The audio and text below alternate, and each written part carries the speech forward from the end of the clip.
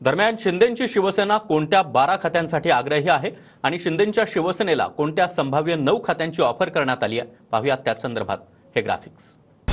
माहितीनुसार शिंदे गट 12 खात्यांसाठी आग्रही आहे, ज्यामध्ये सर्वाधिक भर गृह, महसूल, नगरविकास आणि पीडब्ल्यूडी साठी आहे। याशिवाय विधान परिषदेचं सभापतीपद आणि इतर 8 खात्यांची मागणी शिंदे गटाकडून होत असल्याची माहिती सूत्रांनी दिली आहे।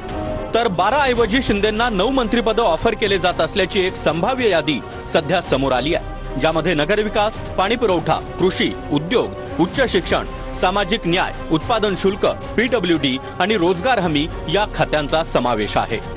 तर गृह, महसूल आणि ओबीसी मंत्रालय भाजप स्वतःकडेच ठेवण्यावर ठाम आहे।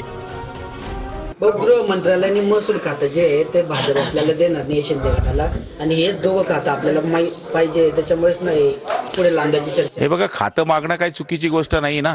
खातं मागणं हे काम आहे। शेवटी 3 जण आहे, त्यामध्ये वाटा हिस्सा पडेल, पण मागूच नाही असं कोणी सांगितलंय? मागितल्यानंतर नेतृत्व निर्णय घेतील आणि तो सर्वमान्य होईल।